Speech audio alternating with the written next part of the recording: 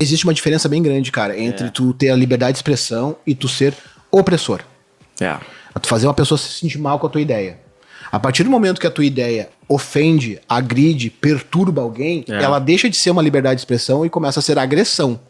E aí que a gente precisa tomar o cuidado. Então, respondendo a tua pergunta de maneira mais objetiva, foi recente. De uma maneira mais contundente, mais visível, mais explícita, foi recente. Mas eu sempre percebi, porém, com aqueles olhos que eu comentei, né? Muitos, cara, as pessoas acham que não, né? Mas muito preto é racista, ou muito preto não presta atenção justamente nos preconceitos que sofre, porque ele foi condicionado a normalizar as atitudes. E, o cara não falou por mal. O cara tava só brincando. Isso aí nada a ver. Eu venci na vida, eu nunca chorei por causa disso. Tipo esses Sérgios da vida da Fundação Palmares, sabe? Que acham que o movimento negro é coisa de comunista, e entre outras barbaridades. Muito preto, ele acaba acreditando que é isso aí mesmo, que a gente não tem que prestar atenção nessas coisas, que tem que fazer o seu, que não tem que ficar chorando pelos cantos, normaliza as atitudes, porque o principal do preconceito racial, cara, não é o agressivo, não é aquele que te mete a dedo na cara e diz, tu não presta, eu não quero dividir o mesmo ar contigo e pra mim tu é inferior. O mais danoso é o invisível, que é o estrutural. É aquele que faz com que tu ache normal tu entrar no restaurante e todos os pretos que tu vê no restaurante estão servindo ou estão lavando prato. E não comendo que nem tu, entendeu? Não gastando grana, não ocupando os espaços de poder, não estando representando o seu povo. Esse é o racismo que realmente faz com que as coisas se perpetuem. Porque ele é invisível e é difícil de combater. E existe uma justificativa para isso, né? Que as pessoas sempre usam de novo e de novo e de novo. Não, mas o preto, ele é minoria, ele não tem acesso às mesmas coisas por conta, contexto histórico, blá, blá, blá, blá. Mas até quando a gente vai continuar tornando isso normal, tá ligado? Vai usar a história como desculpa, porque quando aconteceu isso, isso, aquilo, aí o preto foi marginalizado, aí é por isso que ainda tá assim hoje. Não, cara. Até quando vai ser usada essa justificativa, entendeu? É complicado. Tipo, vai ser a mesma história. Até gente que não é racista, mas acaba falando coisas racistas por essa questão do normalizar o racismo, né? A pessoa nem se dá conta que tá falando essas coisas. Claro. Tá, e fica usando essa justificativa de novo e de novo. Mas é normal.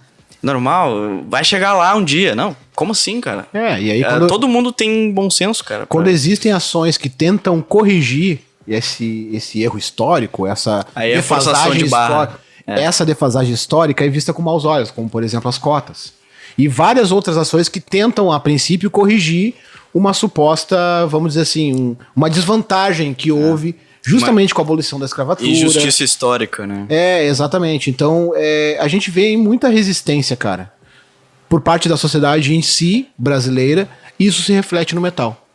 Inclusive em questões progressistas como o Preto no Metal, o Headbanger Antifa e outras páginas e outros movimentos que mostram que é possível tu curtir um som pesado sem tu ser um imbecil completo. Então, por quê? Porque justamente a galera não quer mudar aquilo que não te incomoda. Então, se tu não é um preto, se tu não é gay, se tu não é gordo, se tu não é pobre, se tu não faz parte daquilo que não é o mais comum de ser visto, tu raramente vai te compadecer, tu vai ter a empatia e dizer, não, cara, é isso aí mesmo. Eu não sou preto, mas eu sei que os pretos se fodem e eu não acho isso legal, não concordo, a gente tem que fazer alguma coisa pra mudar. O cara não é preto? Foda-se. Esse papinho aí de progressista, esse papinho de metal e política, não afeta o cara, ele não quer que mude.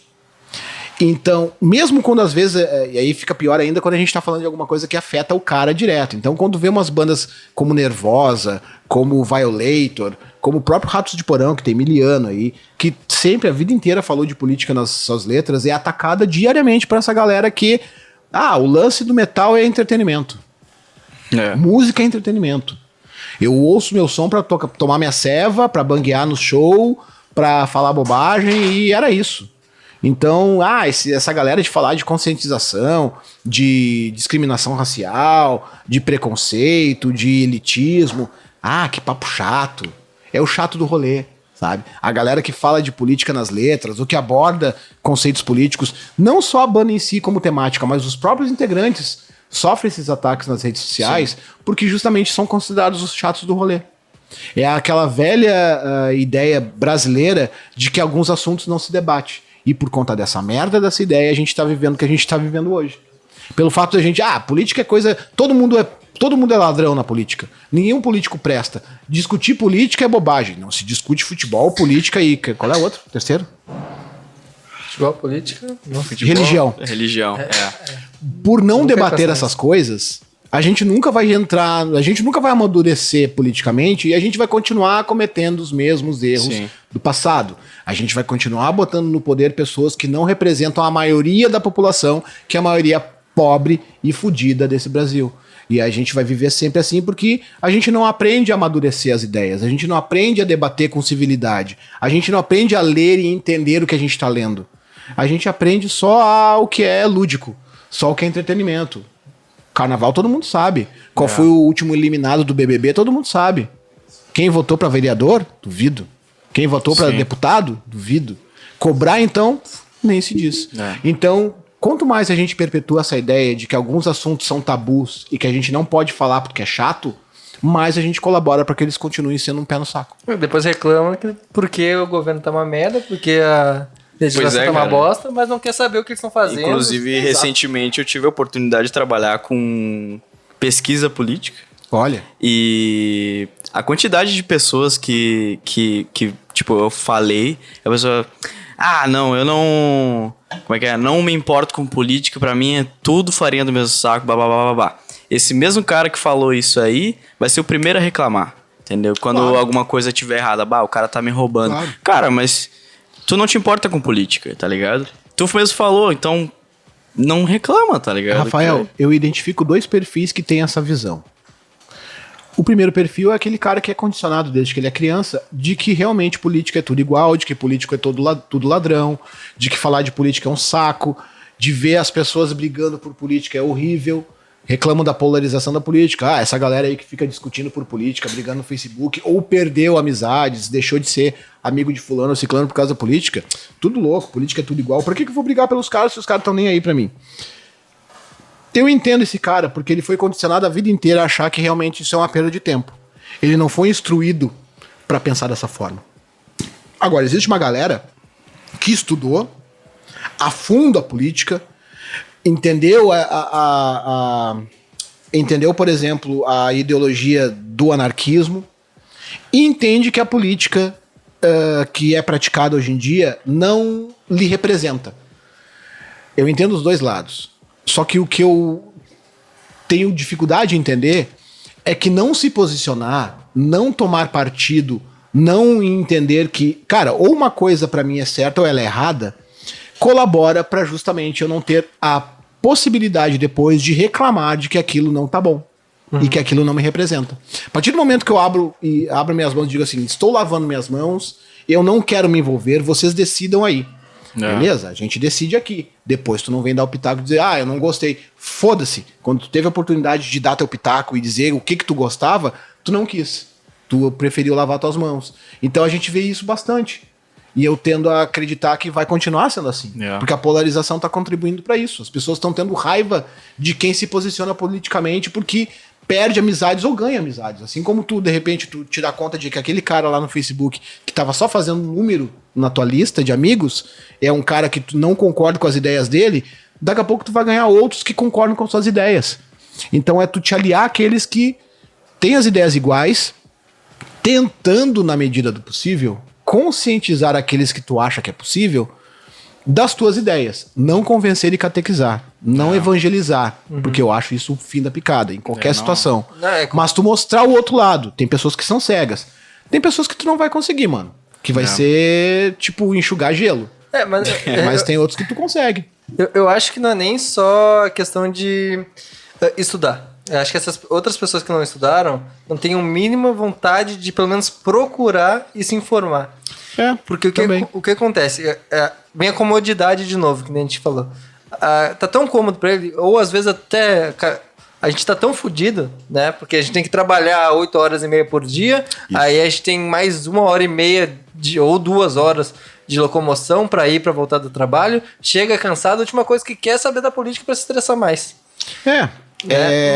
Mas aí Aí que vem a questão. Aí tu vai reclamar o tempo todo e não vai procurar o porquê que tu tá reclamando. Então como é que tu vai querer mudar alguma coisa que tu nem sabe do que tá acontecendo? É difícil de tu exigir que um cara que nem tu falou, né, trabalhe, sei lá, 10, 12 horas por dia, que mal ganhe para sustentar uma família de 4, 5 pessoas, se interesse por algo que é complexo por natureza. Às vezes até uma pessoa que não precisa sustentar. Cara, a gente mal é incentivado a ler, mano. O que dirá compreender o que tá lendo. Então a gente tem um grave problema que, cara, parece papo demagogo de político, mas é a pura verdade. Tudo tá na base. Tudo está lá no embriãozinho, lá na escola, lá no colégio, lá como um país trata a educação do seu povo. Porque o resto tudo vem com isso, cara. É um elemento tão forte, tão transformador, tão definitivo, que dificilmente tu vai escapar da consciência se tu investir na educação. Se tu investir em educar teu povo, tu vai ter uma pessoa mais consciente, uma pessoa que sabe interpretar o que lê, sabe ler nas entrelinhas e sabe identificar a pataquada da real. Sabe identificar aquele cara que tá mentindo pra te conquistar do que aquele que realmente vai fazer aquilo que ele tá prometendo fazer, ou o mais próximo possível daquilo que ele tá prometendo fazer. Então, a gente vive uma vida muito complicada, cara. A gente escolhe entre comer e se educar. Uhum. Enquanto a gente vê esse dilema todos os dias entre investir em educação e investir em emprego, por exemplo, cara, vai ser muito complicado a gente ter uma melhoria significativa.